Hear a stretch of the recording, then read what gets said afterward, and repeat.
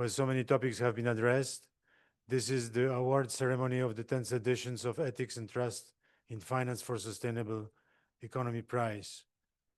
I welcome the audience here in the room, but also the people that have connected remotely, and I welcome the nominees and the winners of this 10th edition. It is really a pleasure to be here and the honor to be here to celebrate the winners of this 10th editions, but also a number of anniversaries to which I will come in a minute. I'm Paul Dembinski, the co-president of the jury of the prize, and I would like to excuse Mrs. Josina Kamerling, who is the second co-president. For personal reasons, she cannot be with us, so we wish her all of the best.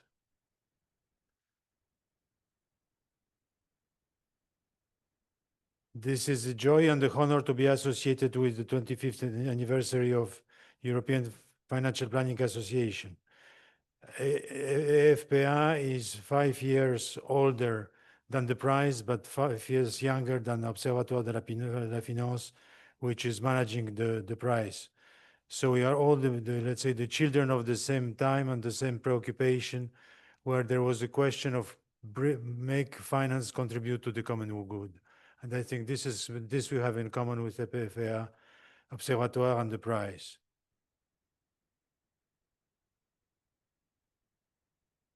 So I'm very grateful for the EFPA to host our ceremony, and the chairman of the board, Mr. Carluccio, and the Secretary General, Mrs. Topalova, who made all this possible. Thank you very much. And I take the opportunity to thank here in Brussels one of the main partners of the prize, Euroclear team, Stéphane Bernard, Adam McLean, and Martin Gregson, without whom the prize would not take place, and they are faithful partners for many, many editions. Since the inception of the prize in the early 2000, the world of finance has changed. The major trend was financialization, but of course there are one or two events that changed a little bit the rhythm of this trend of financialization. The first is the financial crisis that we all remember, 2007, 2008, that tamed down the financial euphoria. And of course, here we have an important ethical dimension. The second variable, this new trend that emerged during these years, was technology. We have heard a lot this afternoon in the first session about the artificial intelligence, but not only artificial intelligence changed finance, we have also to remember the cryptocurrencies and also the blockchain technology and so on. The second trend is the trend about ethics and sustainability and finance for sustainability.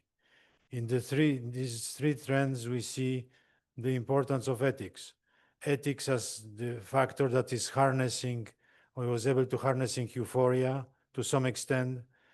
The ethics that is able, we have heard this afternoon, streamlined innovation and technology, and also make sense out of the goodwills of sustainable finance. Ethics runs always in front of regulation, because regulation in dynamic conflicts is always one step behind. And ethical compass that professionals and academics can have with them is the key aspect for bringing the finance better serve the society and the common good. So for the last 20 years, the prize has been encouraging young generation. Virgile Perret will explain it better than I do. Was encouraging young generation of scholars and professionals to take time to think about ethical issues in the activity of finance. So that's the reason of existence of the prize, and that's the reason of effort for which the winners will be recompensated in a few minutes.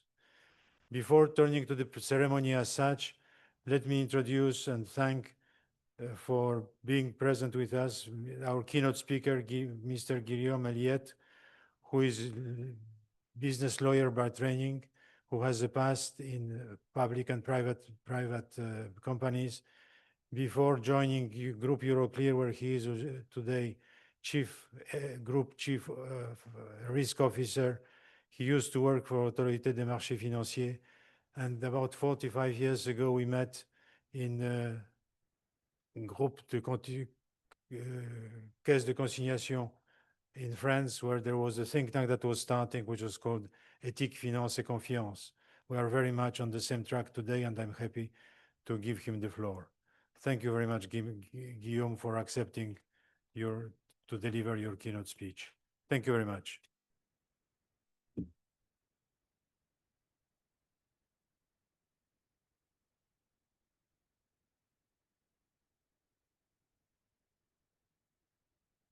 Thank you. Thank you very much, Professor Dembinski. Not 40 years, 30 years ago, with the Caisse de dépôt et consignation, I believe. But I was still young at the time.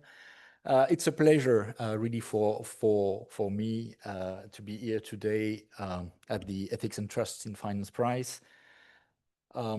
This event has long stood as a beacon for thoughtful reflection on the values that underpin our financial system. So thank you to you, Paul Dembinski. Thank you to Virgile as well for organizing this event and giving me this opportunity to speak. And of course, thank you also to the European Financial Planning Association for hosting us. So I'm Guillaume Eliet. I'm the Chief Risk Officer of Euroclear. I've been at Euroclear roughly as long as Euroclear has been supporting this prize, close to 10 years now. To start with, maybe a small and very quick word about Euroclear. So Euroclear is a global provider of financial market services, specializing in settlement of securities transactions and efficient safekeeping of assets. Our clients are banks, not retail clients. We just discussed before this ceremony around financial advisors for more or less retail clients. We are dealing with global banks. And when I try to explain to my mother what Euroclear does, I say Euroclear is the bank that banks use to keep their assets safe and ensure the good end of their transactions. And if after that my mother is not already lost, I continue by saying that Euroclear's central role in finance underpins the functioning of real economies in many countries around the globe. And if by extraordinary she is still listening and wants more information, which between us never happens, I had that Euroclear safeguards over 40 trillion worth of assets for 3,800 global clients. But enough about Euroclear, enough about my mother. Today, I would like to speak about a topic that is, of course, rapidly reshaping our industry and indeed our society as a whole, artificial intelligence. And more specifically, I would like to explore how AI impacts risk management in companies like Euroclear and why ethics must remain at the heart of this transformation. When I started to reflect on the topic, I had a very interesting discussion with Louis de Diebache. Louis de Diebache is somewhere in the room, and you may know him because he has been a finalist of this prize some years ago. And you know, he's a philosopher, specialist of AI, and also now works with us at Euroclear. So he helped me shape a little bit my ideas. And he suggested that I use a simple structure to guide the reflection. And the structure is quite simple, is data, model, outputs. Data feed models, model generates outputs. And indeed, data, model, outputs, these are the three pillars of how AI systems work. And each of these pillars carries its own set of risks linked to ethical questions and dilemmas.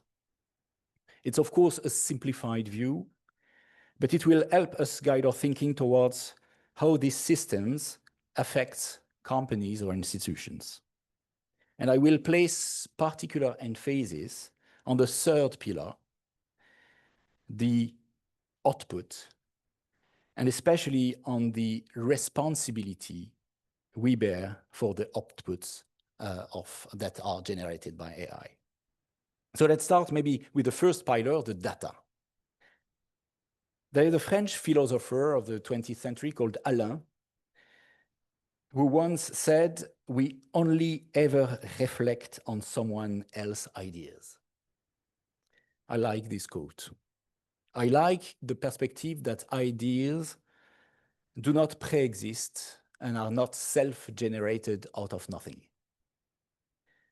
Similarly, we might consider that information precedes ideas, as ideas are necessarily built upon information. So this is my first philosophical stance of this afternoon. The ethics of ideas begins with the ethics of the information on which they are founded. If we apply this principle to AI, we can say that AI systems are only as good as the data they are trained on. And this is where risk management must step in. First, data governance is critical. Who owns the data? How was it collected? Is it accurate, complete, representative? Poor governance of data can lead to flawed models, regulatory breaches, and maybe reputational damage. Louis reminded me of this image on the internet when a manager asks, "Who wants to do a fancy AI project?" You see many hands raised. But when the manager asks, "Who wants to do some data governance project?" then nobody is excited anymore. So this is the time to remind everyone that proper data governance is the prerequisite to any trustworthy and reliable AI. And in the field of risk management, you know that we like trustworthy and reliable outcomes. Data governance, of course. The second is around security and privacy. AI systems often process sensitive information, personal data, financial records, even biometric identifiers. Ensuring that this data is protected from breaches, from misuse, is not only a technical challenge, it is a moral imperative. Third, bias and fairness. These are perhaps the most discussed risk in AI, and rightly so, because data can lead to discriminatory outcomes, especially in areas like credit scoring or fraud detection, for instance. So data was the first pillar. The second one is the models. The models, the algorithms that learn from data and make predictions, take decisions or actions. In risk management, for instance, we use many models. For instance, to calculate economic capital requirements, which are based on evaluation of risks linked to activities of the organization, we use sophisticated models. One major concern is explainability. Many AI models, especially those based on deep learning, operate sometimes as black boxes, meaning that their internal decision-making processes are obscure even to their creators. This lack of transparency poses a serious challenge for risk management. If we cannot understand how a model arrives as its conclusions, we cannot assess whether those conclusions are valid, ethical, or even compliant with regulations. And let me share two concerns here. The first concern is the growing reliance on AI providers that do not grant access to the underlying algorithm of their products. This lack of transparency makes it difficult for the clients, for us, to understand how these systems work and to identify potential gaps or bias. The situation becomes even more alarming when the AI providers concentrate around a handful of providers, often incorporated in jurisdiction with less stringent regulations. The second concern for me is the emergence of AI-generated algorithm, meaning algorithm created by artificial intelligence itself, where human oversight becomes nearly impossible. For risk professionals, this creates a dilemma. How do you monitor? How do you audit or challenge a decision made by a system you cannot fully interpret? Whether it's a credit approval, a fraud alert, a market prediction, the inability to explain the rationale behind an AI-generated output undermines accountability. It also complicates regulatory reporting and internal controls, especially in environments where traceability and justification are non-negotiable. And explainability is not just a technical issue, it's really a governance issue, and it's one that risk managers must actively engage with. Another aspect is the environmental impact. Training large models requires immense computational power, which translates into significant energy consumption with a specific focus on electricity, water, and rare earth. As a financial institution, we are increasingly adopting AI, but we must consider the sustainability of these technologies. Euroclear is not a big polluter, but there are still questions we need to answer and aspects that we can improve. Lately, the big questions on AI has been around data centers and its electric consumptions. We have 3 data centers at Euroclear. Where does their electricity come from? Can we make it greener or more sustainable? Having really a responsible use of AI also means addressing those questions. Finally, security risks also persist at the model level. Models can be manipulated through adversarial inputs, can be impacted by cyber attacks, and even propagate them. Models can, of course, leak sensitive data if not properly secured. But now let's come to the heart of the matter, the outputs. You remember the 3 pillars. The third one is the outputs. What's the system, the AI system, produce and how we use it. This is probably where the ethical stakes are the highest. Because even if the data is clean, even if the model is robust, the interpretation and application of AI outputs remain and must remain a human responsibility. And here comes my second philosophical stance or question for this afternoon. Can data be the only source of thought? Is thought reduced to data still human? There is, in fact, a real danger of delegating our thinking to machines. When we rely on AI to write reports, assess risks, or even make hiring decisions, for instance, we risk losing touch with the critical thinking that defines human judgment. Because thinking is not just about processing information. It's about context. It's about emotion. It's about intuition. It's about personal judgment. It's about asking why when the data tells us what. And It's about imagining possibilities that no model has ever seen.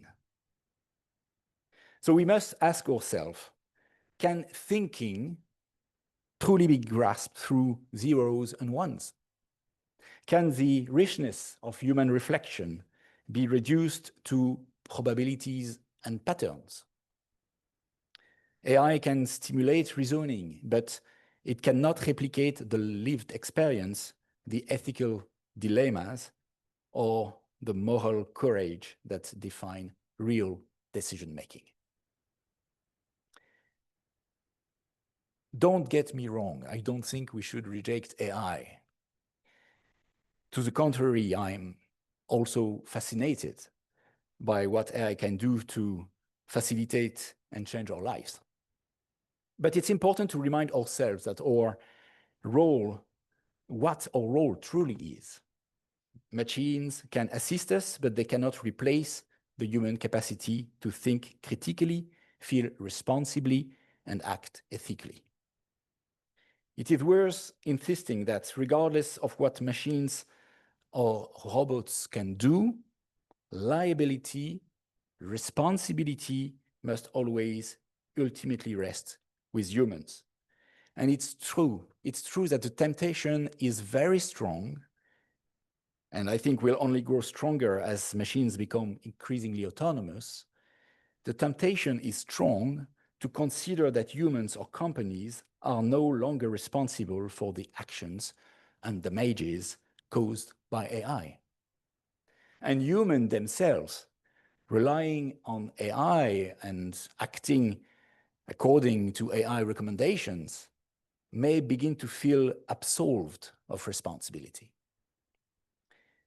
In my view, this would be the beginning of a deeply troubling chaos. If humans or companies are no longer held accountable, whether legally or morally, then AI gains a power that can no longer be controlled. This is where I believe, and maybe as a former regulator, we must place our hope in regulation, and in regulation that is as globally harmonized as possible, to ensure through this concept of responsibility a peaceful and ethical coexistence between AI and humanity. This isn't just a philosophical or legal detour. It's a practical concern for all users of AI, and especially finance professionals. Because ethical decision-making requires plurality of thought, critical reflection, contextual judgment, and at the end, accountability. And all these qualities no algorithm can replicate or personify. So where do we go from here? AI presents new risks, also new opportunities. We have discussed them earlier today. It can help us detect fraud faster. It can help also assess creditworthiness more accurately. It can also manage operational risks more efficiently. But to harness these benefits ethically, we need cooperation. Risk managers must work hand in hand with AI developers, with data scientists, with compliance teams. Together, we can build systems that are not only powerful, but also trustworthy. So in conclusion, let us not forget, ethics in finance, in my view, is not just about avoiding harm. It's about preserving human judgment, protecting diversity of thought, and ensuring accountability, even in an age of intelligent machines. Thank you for your attention.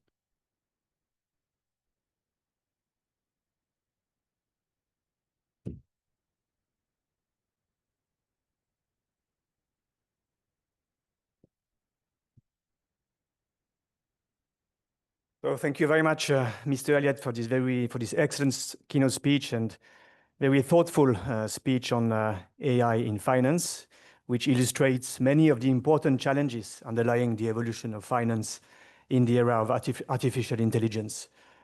So I'm Virgile Perret from the Observatoire de la Finance, managing the global prize, ethics and trust in finance.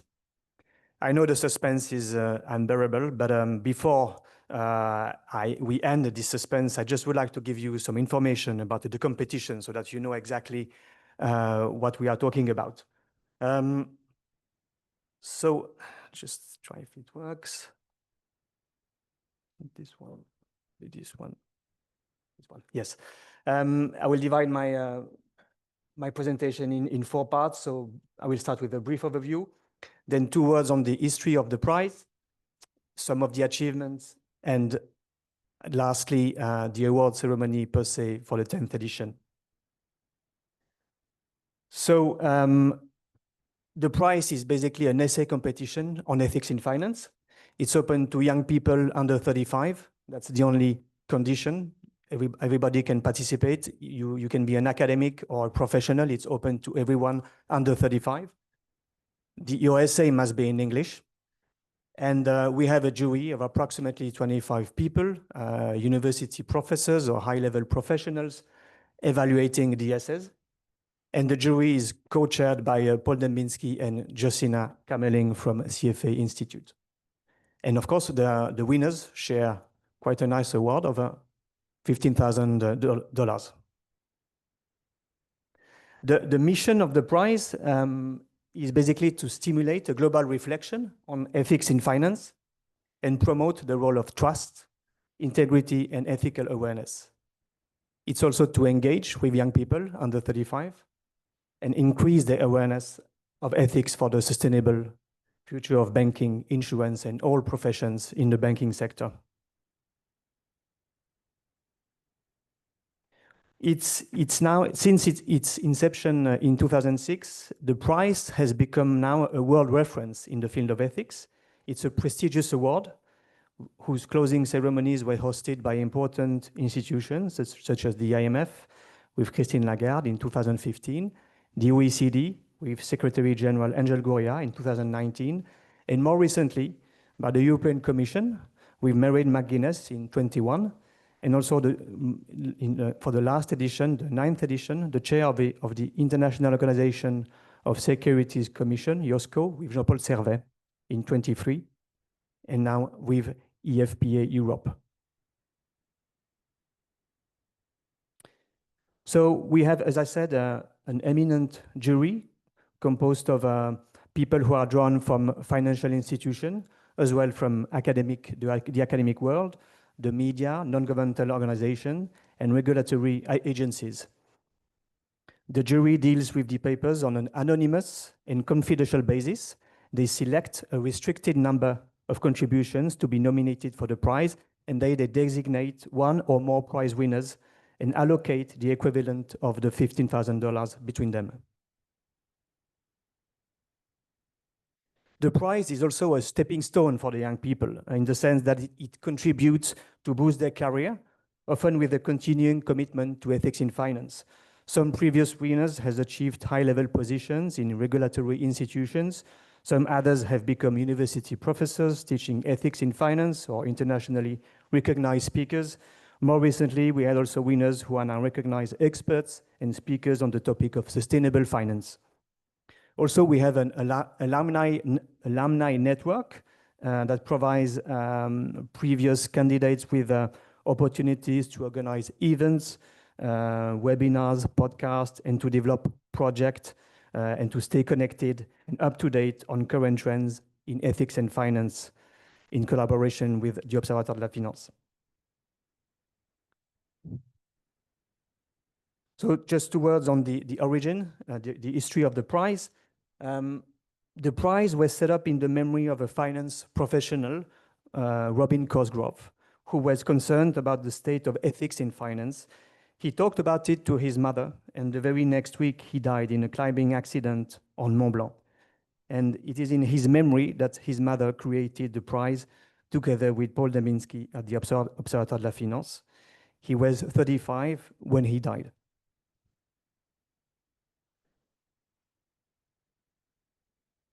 So the topics addressed in the competition vary from one edition to another, and the topics generally they mirror the transformation of the financial sphere, and they work as a barometer of ethical concerns in finance. For example, for the first edition in 2006, 2007, we had topics like compliance, microcredit, ethical investment, corporate social responsibility. But with the financial crisis in 2007, 2008, the topics changed. We had more essays on crisis, scandals, the failures of markets, financial management and regulation. And on the more recent editions, we had topics more focused on technology and more recently on sustainability. So we had essays on fintech, blockchain, digital currencies, digitization of payments, climate risk, also Islamic finance, financial market infrastructures. These are a few examples. All the essays are in free access on our website. If you are interested, it's a kind of virtual library of the prize. Another important aspect of the prize is that it has linguistic chapters. So alongside the global competition, the prize has expanded through the development of those linguistic chapters in collaboration with partners sharing the same commitment to ethics in finance.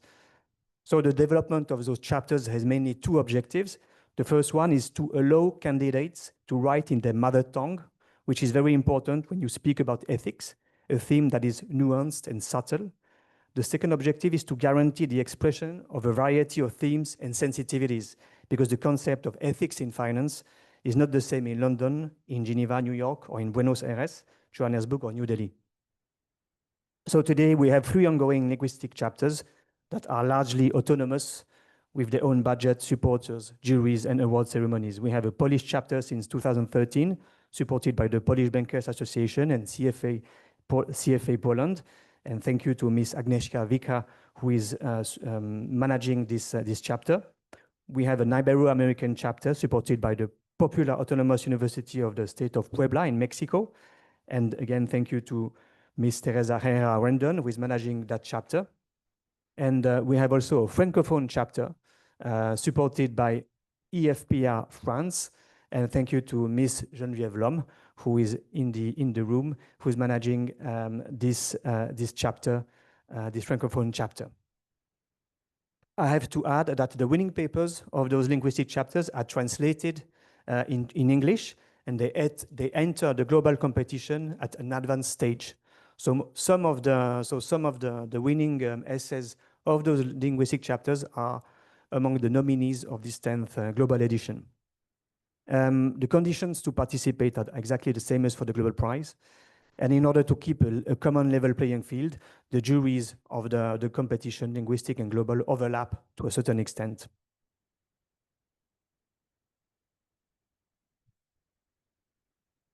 So a few achievements.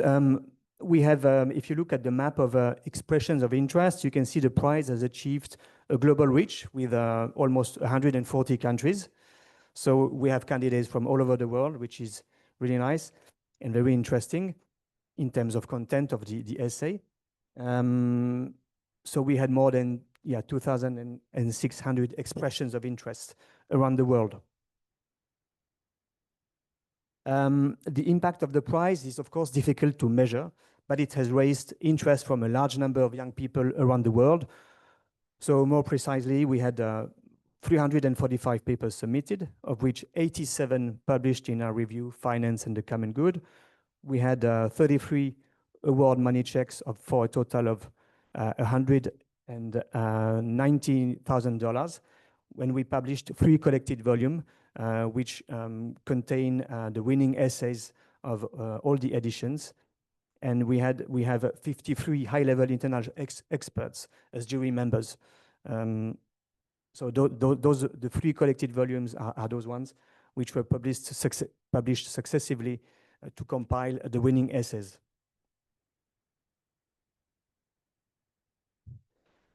So now let's turn to the 10th edition. We have received a lot of expressions of interest, but at the end, we kept 25 essays overall. They were all of excellent quality. We were very happy with the quality. The selection process was very competitive.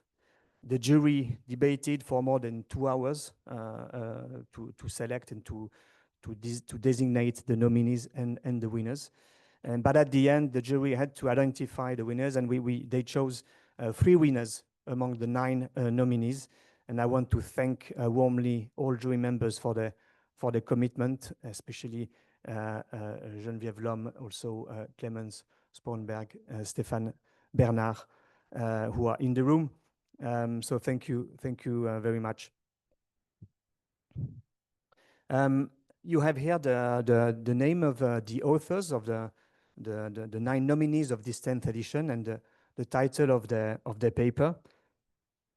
So as you can see, there's a great variety of topics. It goes from technology, AI, high-frequency trading, credit scoring, environmental justice, financial inclusion, taxes, fintech. A lot of those topics echo some of the discussion we had this morning, for example, also this afternoon. We had also a great geographical diversity. We have winners from nominees from Africa, Europe, North and Central Americas.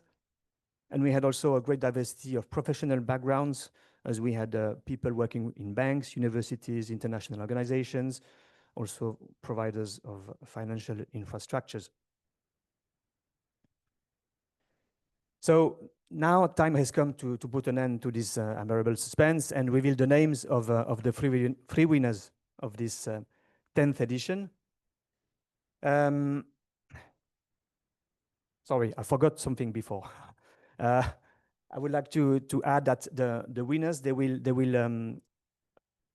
be awarded the monetary prize, but also, and thanks to one of our partner, the International Club Compliance Association, they will receive a scholarship for a diploma, which is the diploma in governance, risk, and compliance. So they have the possibility to do this diploma. And thank you very much to the ICA for this scholarship. And we'll be in touch with the winners if they would like to enroll in this program. Also, thank you very much to the sponsors of the prize. Without them, nothing would be possible with this competition. So the strategic partners, CFA Institute, Euroclear, and Pictet Group, and also the ICA and the linguistic editions, EFPA France, the University of Mexico, and the Polish Bankers Association. All of them, a big thank you for their support.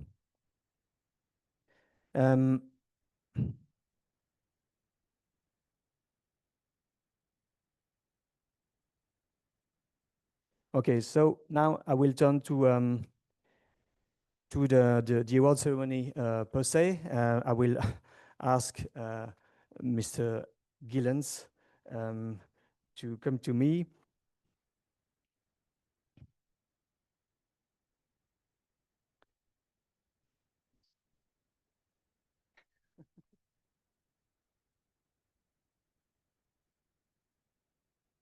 And the winners are there.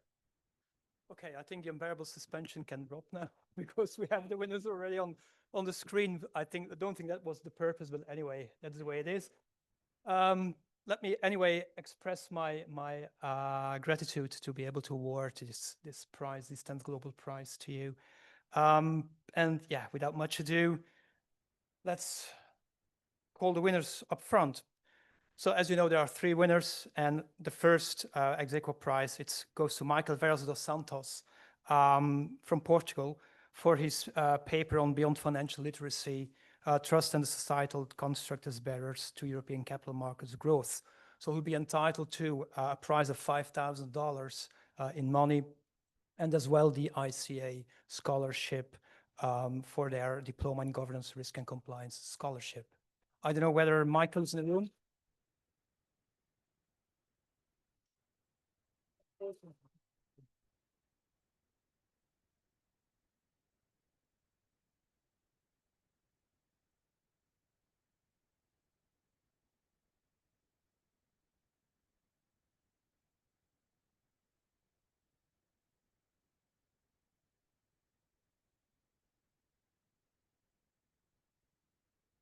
I guess the only surprise will be the order in which I will award the prize. But anyway, So the second winner is Paul Forrester for his paper on emissions rights and environmental justice. He as well will receive the monetary prize of $5,000 and the ICA scholarship for Diploma in Governance, Risk and Compliance Scholarship. I don't know whether Paul is in the room or whether he's online. Paul Forrester is online. Okay, great, congratulations.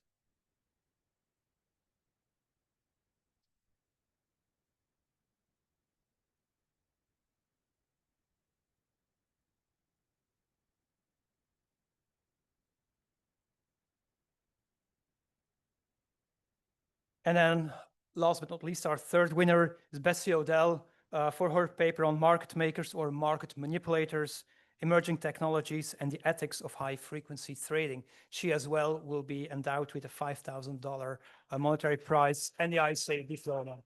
Thank you. Congratulations.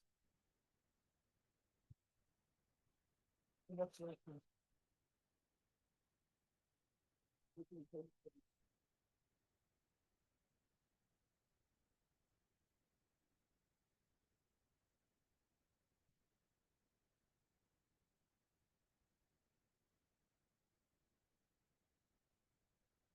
Thank you very much, Mr. Gillens, for this award ceremony. Now I will give the floor to each candidate to present briefly the essay, and we will proceed in alphabetical order with Paul Forrester, who is online. I hope the technology is with us and it's working. Paul, can you hear us? Yes, can you hear me? Great, thank you very much. Yes, very well. So, Paul, the floor is yours. You have a few minutes to present the essence of your essay. Congratulations again for your prize. Well, thank you very much, and I'm very pleased to be receiving this prize. Thank you to the organizers and to the strategic partners. Just to introduce myself, my name is Paul Forrester. I just began my appointment as an assistant professor of legal studies and business ethics at Wharton Business School.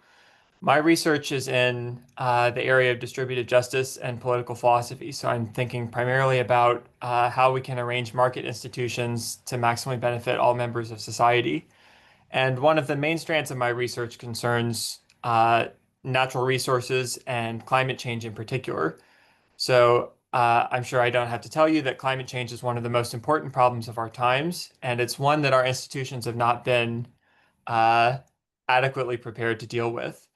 So what I do in my paper is I start by giving a sense of the nature of the problem of climate change. I agree with a lot of economists that climate change is primarily a problem of externalities. We don't the primary institutional change that we need to make is we need to put a price on carbon.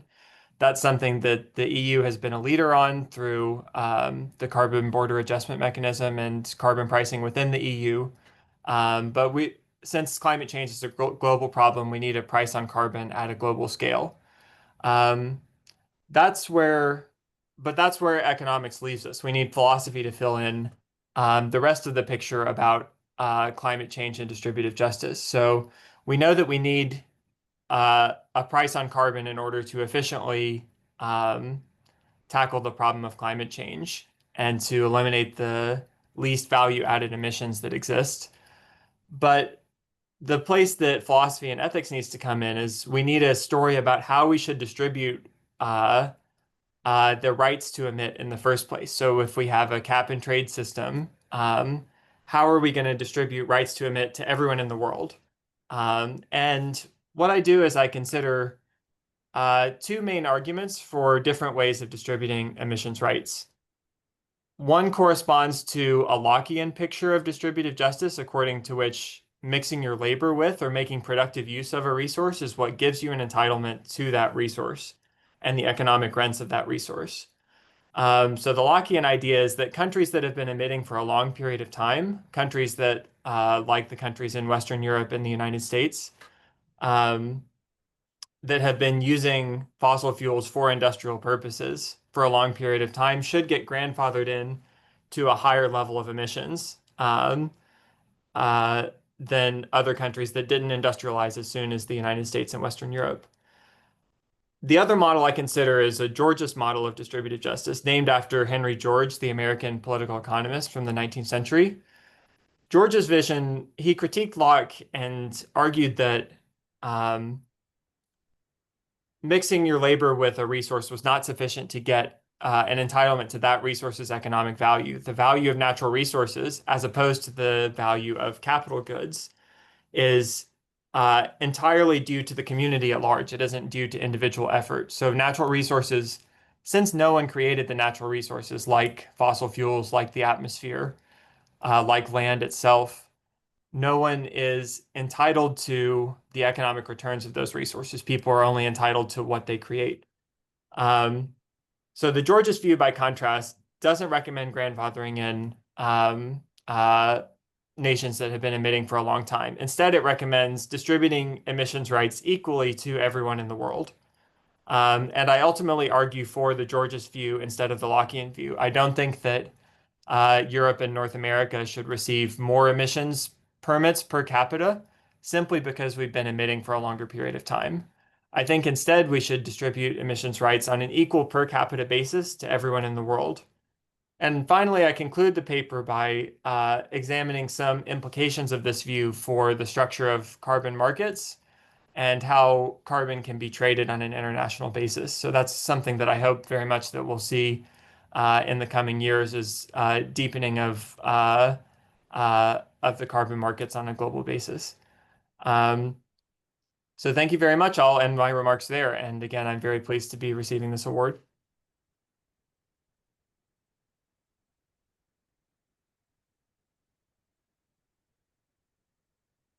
Thank you very much, Paul, and congratulations. And I will call now Bessie Odell for her presentation.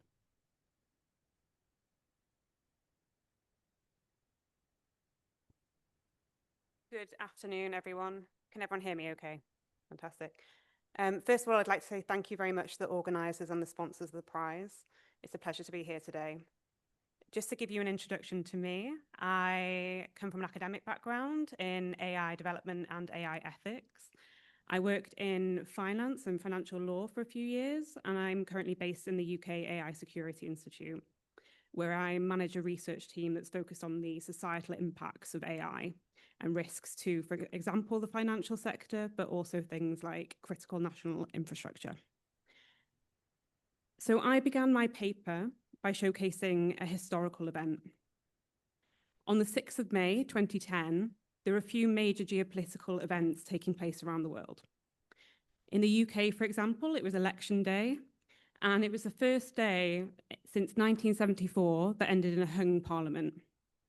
Across the pond in Wall Street, the US was focused on the mounting Greek debt crisis and an unusually turbulent day for the markets. However, it was neither of these events that triggered what was to come. A flash crash saw US securities markets shoot down by nearly $1 trillion in a short space of time. How did this happen? Well, it stemmed from a single high-frequency trader based in Kansas City in the US, who was described as being either lazy or sloppy in executing a large trade on the futures market.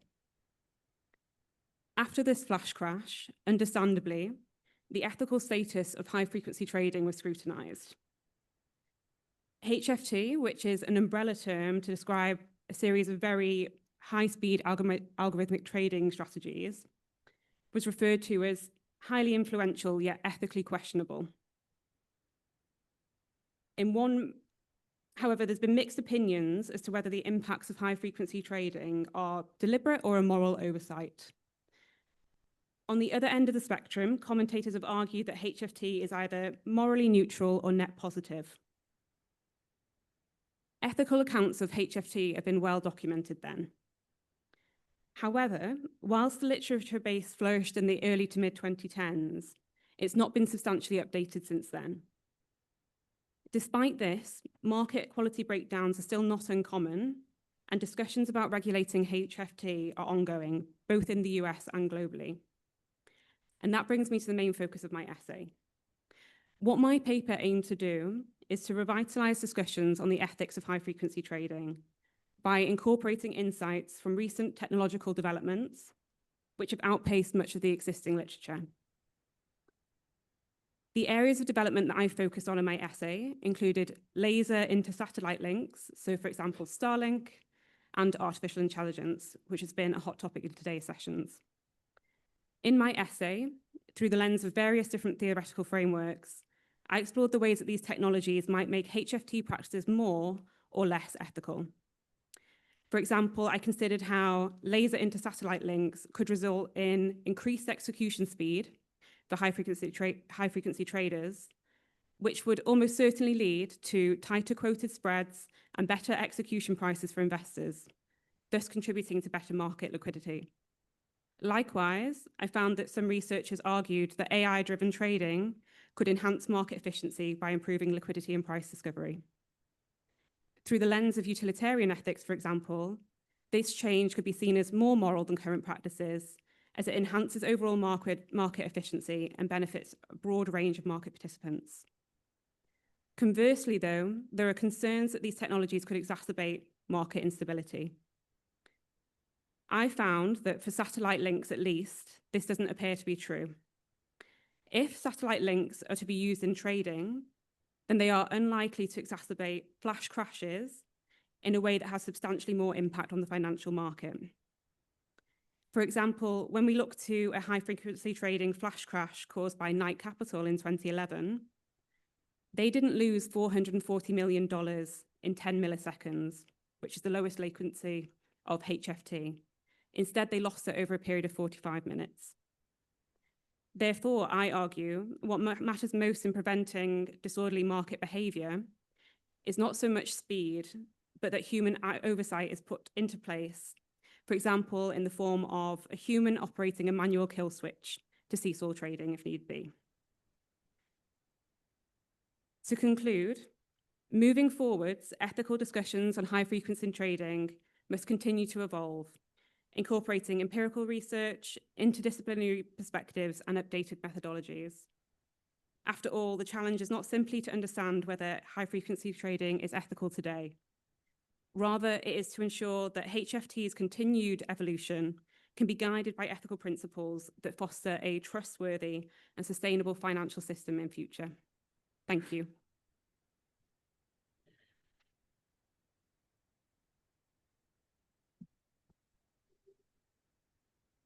Thank you very much, Dr. Odell. Now we'll call Michael Veras dos Santos, the third prize.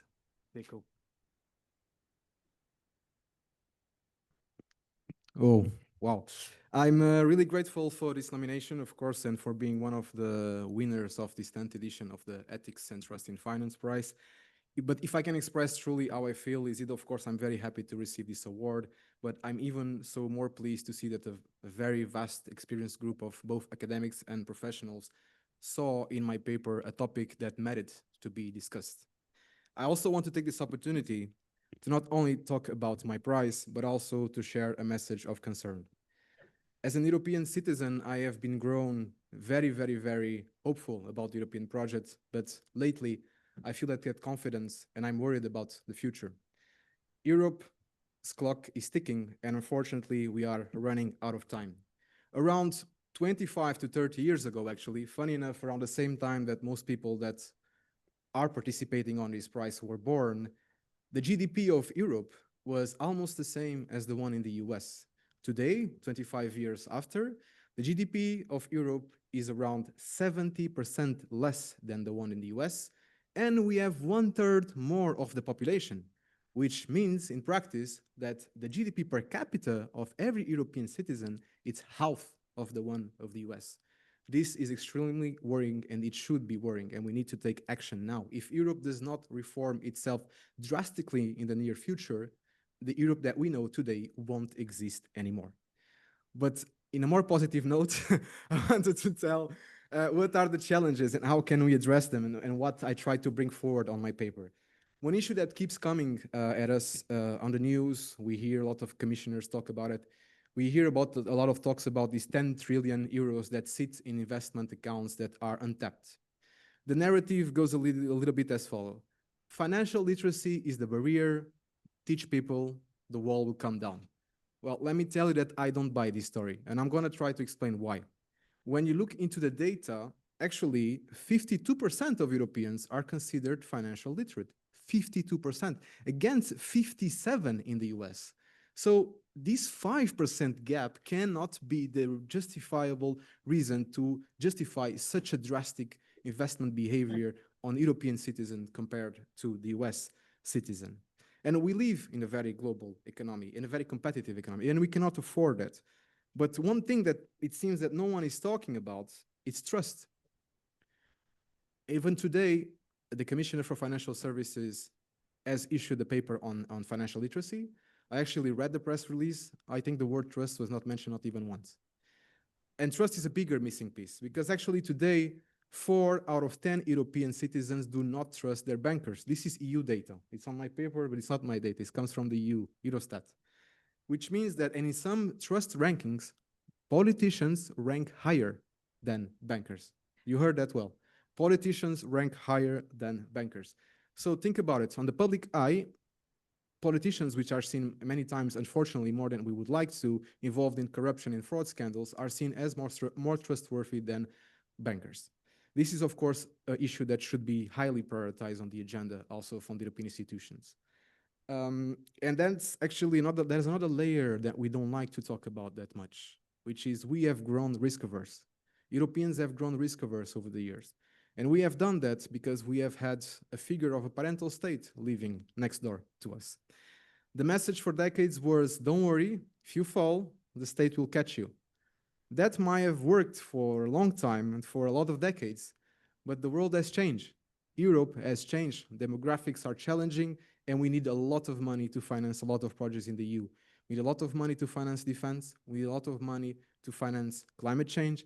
We need a lot of money to finance health. We need a lot of money to finance the digital agenda, and we don't have enough. So we also have not been brave enough at the political level to say many pension systems designed decades ago, they don't add up anymore. So we keep the old promise, and of course, the households keep the old behavior. Why should I invest? The state will handle it in the future. This is not, of course, about blaming people.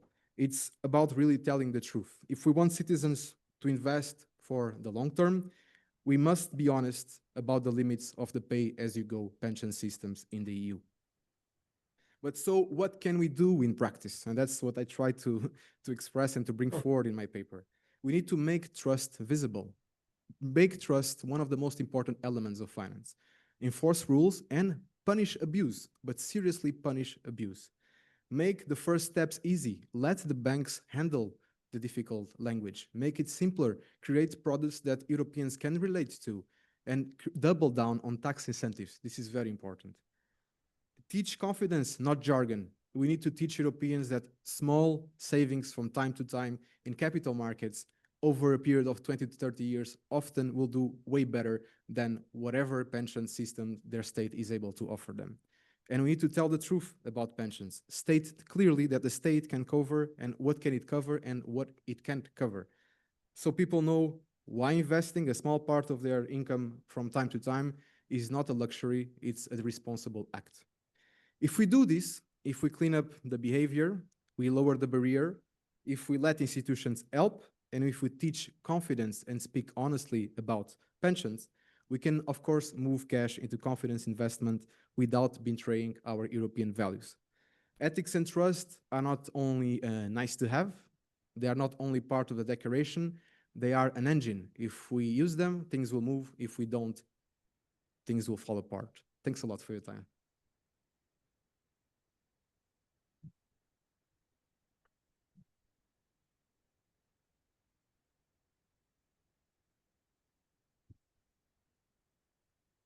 So thank you very much to the three of you for your excellent presentations.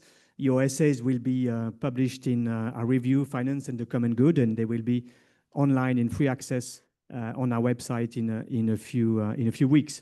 So I would like to thank, of course, EFPA France for hosting the ceremony and for their support, and also Stefka Topalova for her support for organizing this, and also all the jury members who committed and worked very hard to select the essays, the candidates and sympathizers to the prize, and of course, you, the audience here in Brussels.